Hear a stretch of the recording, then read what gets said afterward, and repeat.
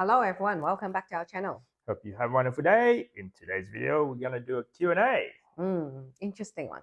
Interesting topic. So the question goes, hey guys, I have $250,000 in saving, earning about 5% interest, on which it covers my rent each month. Yeah. Does it make sense to buy a house with this money and lose the interest coming in, or stay renting with the rent cover each month? 250,000, 5%, 12,500 a year. We divided by 52, so your rent is $240. yeah, 240 a week income as interest. So, what would we do? What would you do? What would I do? I'll buy the house. I'll buy the house too. I'll buy the house. Definitely. Reason behind, well, that your rent will ever go up. Your interest, it may go down, fluctuate, and you putting your money in the bank is just not going anywhere. Even though you think you're making 5%, you're not making 5% because of that 12,500 is going to be taxed. Even you can cover that 240 now, but at tax time, you got to pay more, which means you're losing money. Yep. That doesn't make sense to me. And if you buy a house, you accumulate equity. Yes, a lot of trouble. Get a mortgage. Find a house. It's a lot of friction. There's a lot of work. There's a lot of stress involved. However, there's a lot of stress. Yeah, because you gotta go find the place. You gotta go and auction. If you go into auction, you gotta inspect it. You're gonna like the neighborhood. You gotta like your neighbor. The area you like. And I maybe you can't afford it. I don't know. But anyway, it is worth to get a house if you have that big chunk of money. Yes. Not to invest, but for your PPR. Yes. Well, I go with PPR first before you invest. Of course. Because we did the invest first, and that was a bad idea. Yeah. So I'd rather do the PPR first, pay that off as quickly as possible, and then invest. Because at least it's your own backyard, it's paid for. But it is down to if the area you want to live in, you can afford it. Because our friends, they're trying to get a place, they have the money, but where they want to stay, they just can't find something decent with a budget. So what they're thinking is just to rent and then buy an investment property. Rent vesting, yes. Yeah, but I think it's ideally buy a PPR because you stay there, you're doing let's say little makeover. It's your own home. Yeah, you don't have to worry the rent is going up. You don't worry you got kicked out. You don't worry something with a landlord. Yeah, you are your own landlord. If you're looking at that as like $250,000, ideally would be the whole entire lot. It would be maybe about $250,000 property, like pay in full in cash if you can. But if you're gonna get a mortgage, don't go to like. Well, you're talking about $250,000. Where can you get it in Australia? Please tell me. Regional, not in the big city.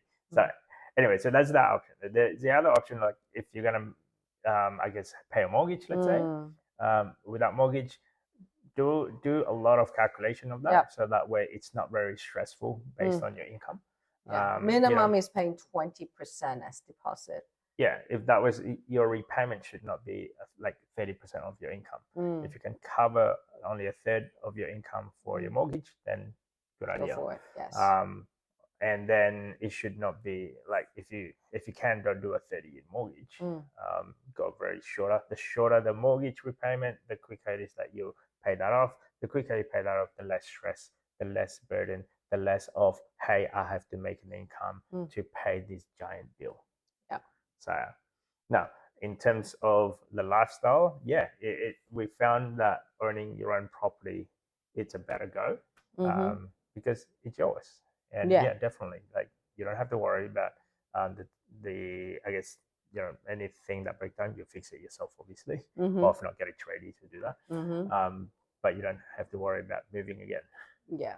For a long period of time. If you like the area and your neighbors. In some instance, it might be like hey, I might get married and have kids in that particular house. There won't be like a forever home. There is no such thing. I mean, we just moved from an apartment to a big house, but now alone, we're already thinking downsizing in 20 years time. In 20 years time, we won't be living here, and we're going to be going downsizing. So there's never such thing as forever home. No. And what we like now, it doesn't mean we'll like it in 20 years. Yeah. Because some of our friends, they bought like a apartment, and then they grown family, so they rent out the apartment, they move to a rental place in a house. They're keeping the apartment because they think, oh, when I retire, I'll live there. But you may not like it. Yeah, the demographic might change. Like Yeah. your, I guess, community might change. You know, it might be okay now. It might be changed into like a very high-rise Different. apartment Yep. area, or if not, the neighborhood change as well. So it might be the area. Everyone's strategy is different.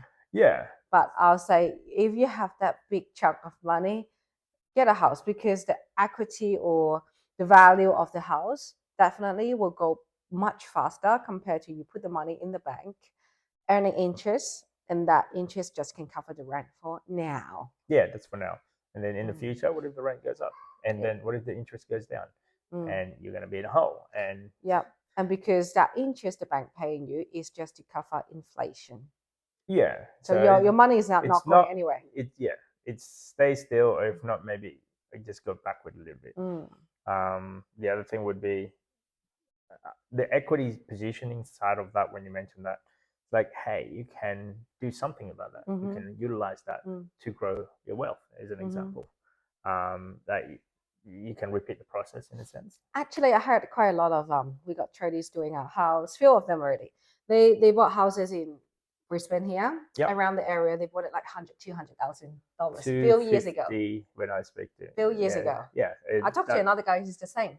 So what they're doing, they bought it let's say $250,000 back then. Less than 10 years ago though, 5 to 10 years ago. They bought it now double the price, become $500,000. Yeah, and so it gives you options. Maybe you want to downsize. You know, maybe you can move further. To get a bigger. Well, this particular trade person's, I was thinking of going a little bit more regional. Like they bought it for, let's say, 300,000. You know, the repayment is very low, and then with now becomes 800. They want to sell that.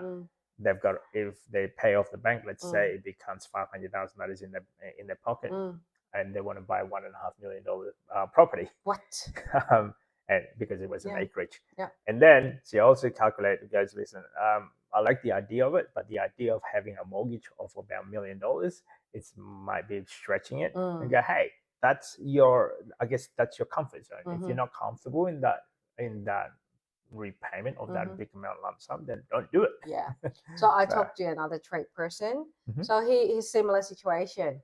I think he moved from Sydney too. Yeah. All of them. So he moved from Sydney as well. He bought a house about $200,000-$300,000 back like 8 years ago, and then now he said it's $800,000 around his neighborhood. He want to sell it and then move somewhere, just buy it outright. Yeah, that's another option. That's how older generation can do it. And then the funny thing was, when we started our journey in this, we went backward.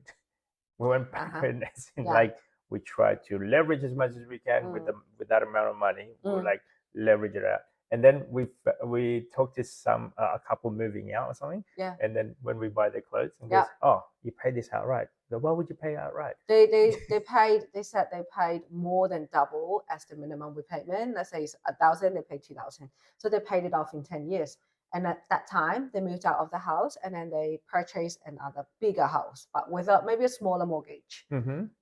And then we're thinking, why would you pay off the mortgage? And goes, yeah, that was the old mentality of ours. Yeah. Whereas now it's like, hey, it makes sense. It makes sense because we're living that lifestyle. I think especially when you have family and kids, they have 2 or 3 kids.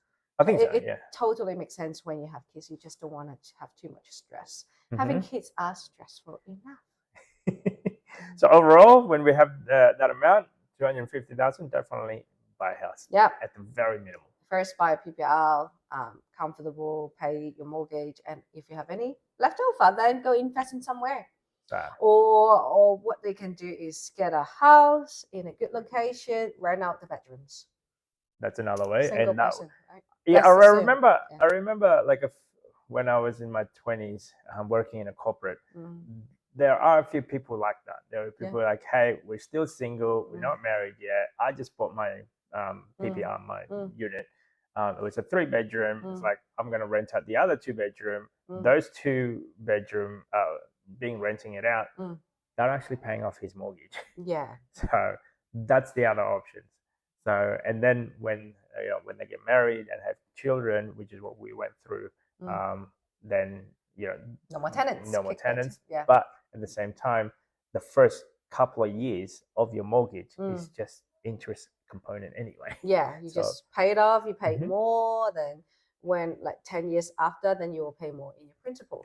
Yeah, and this person, they live somewhat close to the city, so it's easy to rent. Yeah, that would be very easy to rent out. Yeah. Anyway, that's just our 2 cents. What would we do when we have 250,000 earning just 5% interest? Would you just pay off the rent, or would you get a house? Definitely buy a house. Correct. Anyway, that's just our 2 cents, guys. If you like this type of content, don't forget to subscribe, comment. See you next time. Bye.